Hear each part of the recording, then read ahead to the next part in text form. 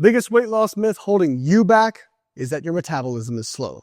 Now, I know people don't like hearing this because it feels like an attack, but if you look at the research literature, on average, slow metabolisms do not even come close to explaining the obesity epidemic. In fact, if you look at some pretty clear research data, over 90% of the variance in metabolic rate can be explained by differences in lean mass. Yes, you may have a low energy expenditure, but it's much more likely from a lack of physical activity than it is from a slow metabolism. Even people with severe hypothyroidism have a reduction maximum in resting metabolic rate of about 25%, which could account to several hundred calories. But again, this is untreated hypothyroidism, and these are the largest reductions in metabolic rate we see across the board. And this is in untreated hypothyroidism. So if you don't have untreated hypothyroidism, it's very unlikely that you have a slow metabolism. Why people think they have slow metabolisms is people tend to not be accurate estimators of their food intake. In the same study that demonstrated that over 90% of the variance in people's metabolic rates is due to lean mass, they also showed that on average, people who are overweight or obese underreport their food intake by over 50%, and they overreport their physical activity by about 50%. That is a massive, massive, massive difference.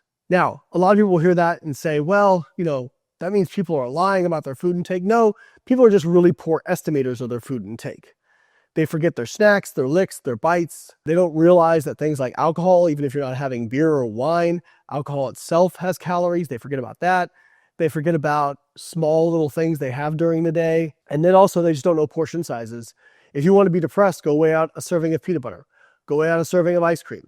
Go weigh out a serving of cereal. I promise you'll be depressed. So people will track these things kind of loosely and say, well, I'm eating 1,500 calories a day and can't lose weight, when in reality they're eating over 2,000 calories per day and can't lose weight. Can individuals have slow metabolisms? They can, but it's not common. And even people who are type 2 diabetic and obese, it's been shown on average they do not have slower metabolisms than people who are lean or normal weight. And in fact, if anything, they have a slightly faster metabolism and slightly greater total energy expenditure, possibly even when you standardize for lean mass. This idea that people get overweight because of slow metabolisms is just not supported by the data. And possibly the strongest research data is that of the GLP-1 mimetics out there, like Ozempic, like Wegovy, like tirzepatide. Those drugs do not increase energy expenditure. What they do is they are very powerful appetite suppressants, so people eat less.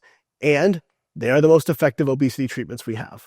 I think the biggest thing I would say is if you're having trouble losing weight, this mindset of, oh, I can't lose weight because my metabolism's slow, it could be a self-limiting belief. And if you aren't tracking things accurately or really paying attention and being diligent, at least for a period of time, to understand truly what food portion sizes are, then this could be holding you back. If you need help with tracking and your nutrition, you definitely want to check out my app, Carbon Diet Coach.